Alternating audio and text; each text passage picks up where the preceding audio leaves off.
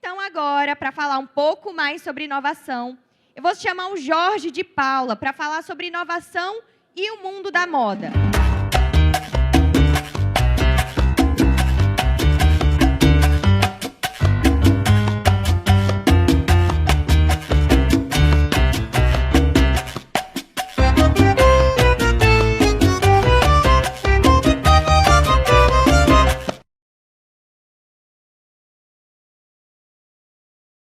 Então, por favor, seja muito bem-vindo.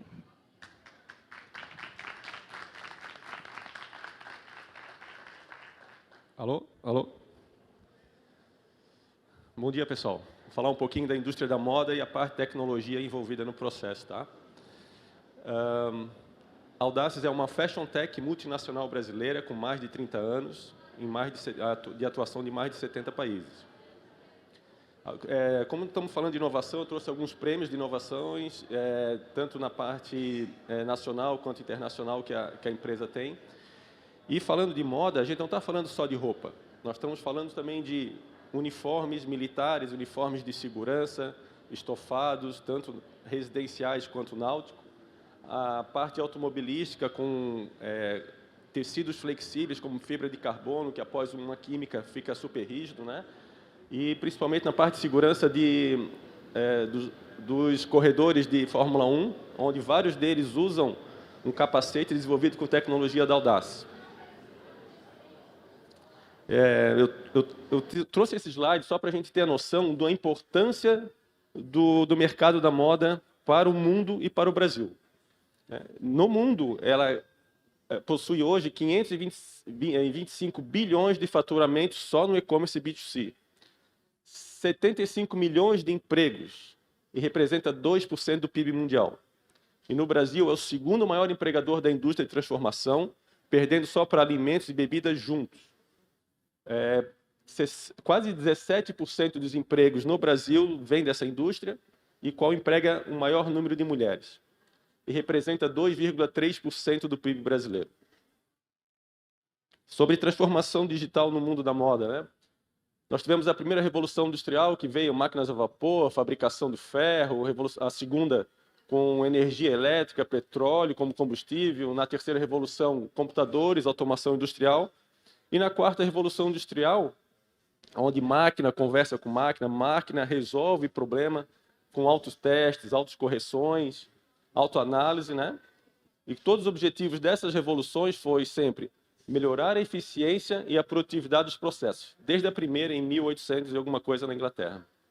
E no mercado da moda não é diferente.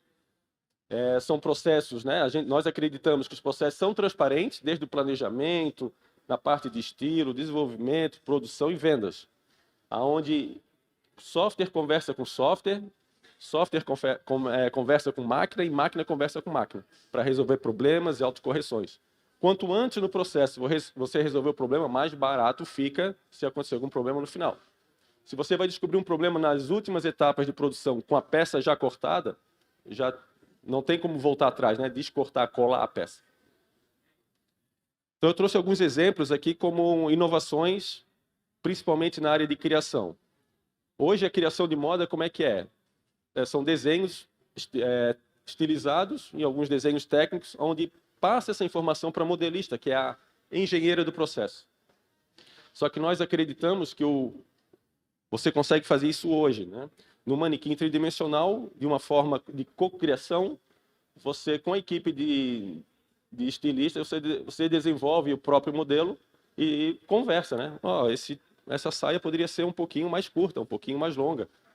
Você pode fazer algum detalhe utilizando algum material que a gente já tem em estoque. Você poderia, por exemplo, testar estampas, testar cores, fazer conjuntos, né? Muitas vezes o conjunto é desenvolvido na equipe de criação e não chega na loja. Quando você chega na loja, a pessoa que desenvolve o local onde está distribuído as peças não utiliza o que foi criado lá dentro, né? Então, com essas informações, você consegue auxiliar no processo até a etapa de vendas de uma loja física, por exemplo, né? Aqui é um caso super interessante. Isso aqui é um e-commerce, está no ar. Até ontem eu verifiquei, pelo menos. Tem um desses 4 modelos que ele não existe, ele só existe no mundo digital. E a pessoa já colocou no e-commerce como pré-venda para sentir que o mercado se vai querer ou não comprar aquela determinada camisa, né? A segunda camisa é uma camisa de ciclismo feminina. Então ela testou, estava como pré-vendas, ele já tirou o nome pré-venda, já está vendendo. Então é o sonho de toda a indústria, né? É fazer a produção puxada, né? E não empurrada. Na parte de modelagem, hoje ainda várias empresas fazem modelagem em papel, fica aquela biblioteca de papel, utilizando réguas específicas para o setor, né? Só que esse software aqui ele já tem 25 anos no mercado, então ele tem todas aquelas ferramentas manuais. A gente faz hoje dentro do sistema, auxiliando a própria profissional da modelagem a fazer isso no sistema, né? Não é um outro profissional, é a própria professora. Então, existe um treinamento bem forte em cima disso. E vai mostrar agora rapidamente também a parte a criação dos modelos maiores e menores. Então, eu vou fazer um tamanho base e o software automaticamente faz os tamanhos menores e maiores. Eu fiz o M, o software faz o P, o G, o GG. Na parte de encaixe, um processo super importante no decorrer do processo, onde você economiza matéria-prima. 70% em média da roupa que a gente veste, o custo é de matéria-prima e de tecido, de maneira geral, né? Então, hoje é tudo feito manualmente, né? Algumas empresas, principalmente as menores, quando começam, mas a gente acredita que esse aqui é a maneira correta e onde você vai salvar muito dinheiro, né? O software ele calcula de uma forma automática o melhor posicionamento dos moldes em cima de um infesto, que são várias camadas de tecido, uma em cima da outra, e em um corte você tira várias camadas, né? Então, o software faz esse cálculo automático, isso aí no mínimo dá 3% de aproveitamento em empresas que já têm uma grande evolução, já trabalham de alguma forma em cima desse cálculo matemático. Na parte de corte, né? Ainda várias empresas utilizam um corte manual. Então, o infesto é várias camadas de tecido, uma em cima da outra, né?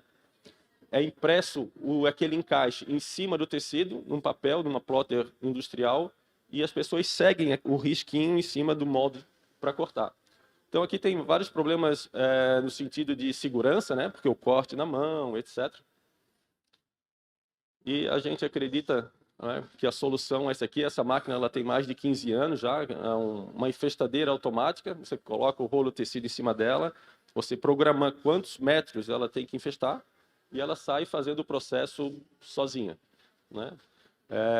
Depois esse tecido, esse infesto, ele é colocado em cima da máquina de corte, um processo único, onde a máquina também já conhece o encaixe e vai fazer esse encaixe de uma forma automática, né, melhorando demais o corte e para o processo seguinte, que é a costura, onde quanto mais o corte mais exato for, melhor é o processo seguinte, né? Se você infestar errado, também não tem jeito, né? A máquina vai cortar errado. Isso vai prejudicar a costura. Quem nunca comprou um M que não serviu e um M que ficou grande, né? O seu tamanho, isso aí é bem normal. Nossa, 14 segundos. Então, é isso que eu tinha para apresentar. Foi super corrido, era muita informação. Podemos abrir para as perguntas, é isso? Sim, claro.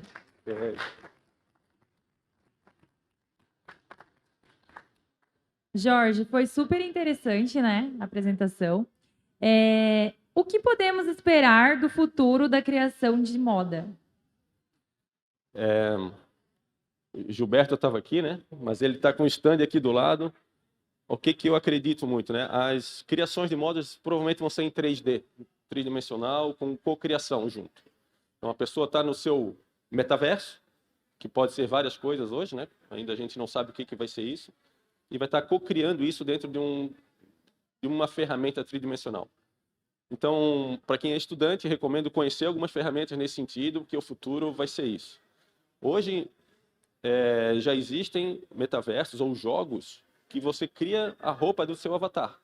É claro que ainda é muito arcaico, né? É um negócio mais durinho, faz parte do corpo, mas no futuro, com certeza, a hora que ele pular, o tecido vai acompanhar todos os movimentos do avatar. Principalmente isso dentro de jogos e de metaverso. Muito bom. Alguém tem alguma pergunta? Gostaria de fazer alguma pergunta?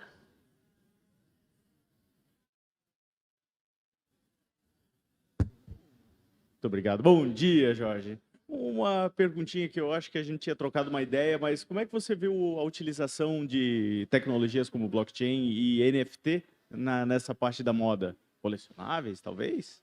Tem empresas já pensando nisso, né?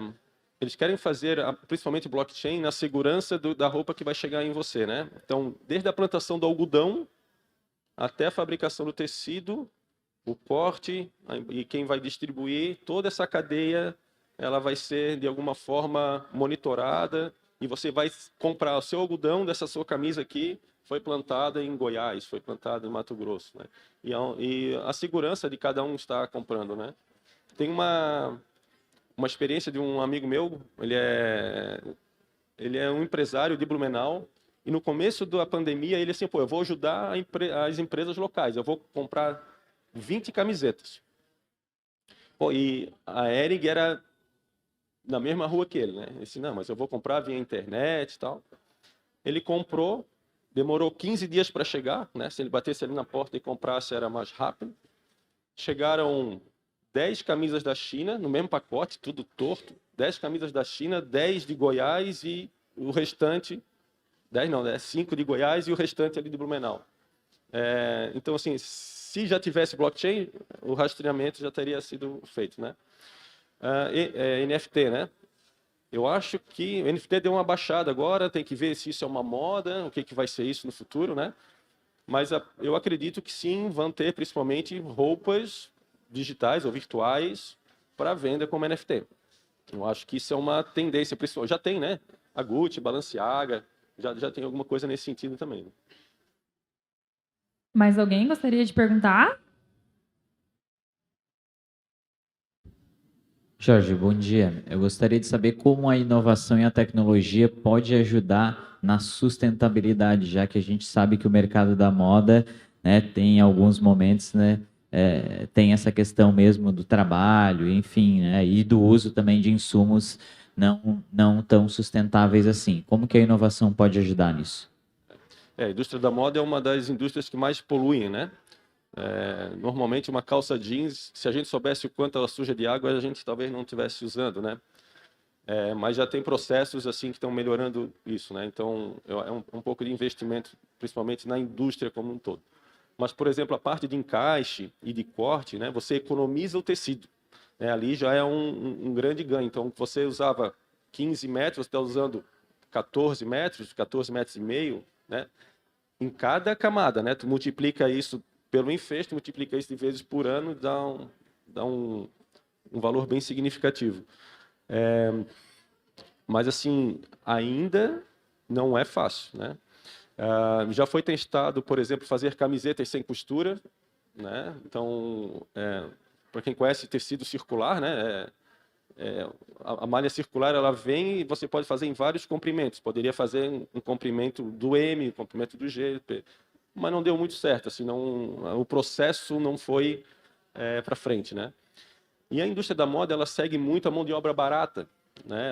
Ela migrou para a Ásia exatamente por causa disso, né? Então, Indonésia, Bangladesh, China, aquela região. Uma mão de obra barata não está preocupado com o meio ambiente, né?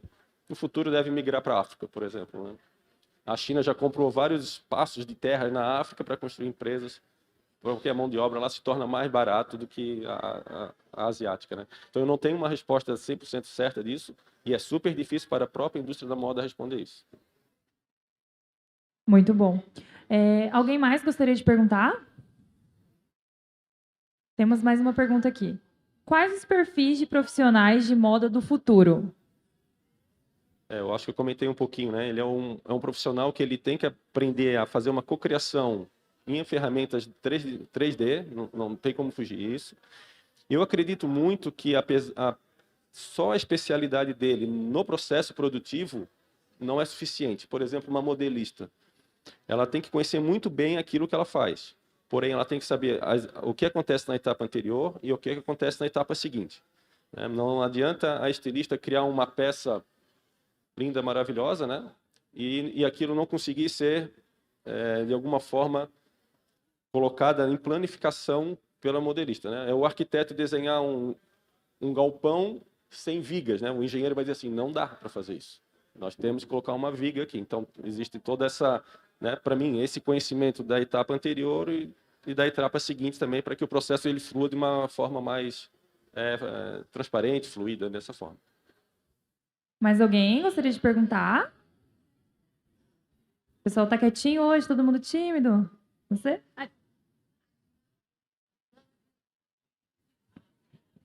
Tudo bem, Freitas? Eu quero saber o porquê do nome Audaces. É de audacioso, né? É uma palavra realmente de origem latina e ela também estava no início, começa com A, né? Então você geralmente está no início de várias listas de nome, né? Só está na frente os números, mas é nesse sentido, assim. E no final, em outras línguas, né? Nós estamos com uma unidade industrial na Itália, então lá eles falam um pouquinho diferente, né? Eles falam audaces, mas o aud ficou, né? O início da palavra, então ficou fácil para quem fala de língua inglesa, para quem fala de língua hispânica, também ficou interessante. Muito bom. Em algum momento você acha que a etapa produtiva vai ser totalmente automatizada? Então, a etapa produtiva, a curto e médio prazo, acredito que não será totalmente automatizada. Nós estamos falando de tecidos flexíveis, onde é difícil o robô pegar um rolo de tecido e colocar na máquina. Já fazem isso em alguns casos, mas é difícil. E depois de cortado, aquelas camadas grandes de tecido já cortadas, e às vezes são moldes pequenos, né? Como é que o robô vai pegar aquilo, passar para a próxima etapa, que é costurar? Já existem robôs costurando, mas a entrada das peças são peças maiores e também não modelos muito complexos. Uma camiseta, uma saia muito reta, isso funciona. No Senai de São Paulo, era no Brás, né? Não, está no Brás agora. Existe um modelo do futuro onde ele é todo automatizado. Você fica na frente de uma tela de televisão, você escolhe seu modelo, essa informação passa para a máquina de tecido e no final sai a peça pronta, cortada, dentro de uma caixinha. Então, esse processo todo sem nenhuma interação humana. Mas ainda é o estado da arte. Em termos de colocar isso em prática dentro do processo produtivo, ainda está longe. Opa, mais uma perguntinha. Eu sei que dentro da questão de desenvolvimento de software e de soluções é um tanto complicada essa questão da melhora dele, né? Porque é um processo complexo toda a parte da moda e comprido também, né? Como que vocês fazem esse processo de melhora da solução? Vocês têm uma fábrica modelo interna, vocês têm parceiros que vocês sentam juntos, e aí, o que vocês estão achando disso? O pós-venda, talvez? Legal a pergunta. Os sistemas, principalmente de modelagem em caixa, que foram os primeiros sistemas que nós colocamos no mercado, eles já foram destruídos e criados 3 vezes. Né? Isso é muito caro, né? Você conhece, né, da parte tecnológica. A gente não pode estar utilizando uma ferramenta já ultrapassada, né? Então a gente tem que acompanhar o mercado. Hoje ainda é desenvolvido em C++ e C#, principalmente nossos sistemas, né? Os equipamentos têm software embarcado, também geralmente em C. Mas, assim, nós temos alguns parceiros onde a gente consegue, principalmente em escolas como o Senai, escolas de moda, colocar lá dentro, testar, porque lá eu estou falando diretamente com o público, né?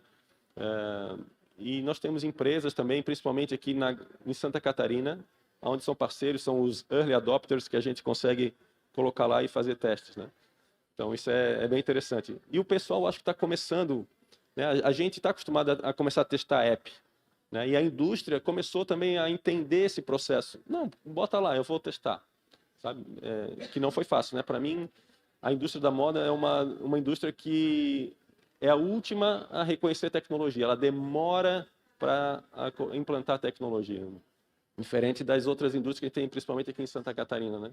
Parte de elétrica, eletrônica, VEG, a Malve, por exemplo, é um caso desse, né? Eles demoraram, mas quando também eles têm um poder aquisitivo alto, coloca no parque fabril inteiro. Então é um pulo do 0 pro 100, assim, né?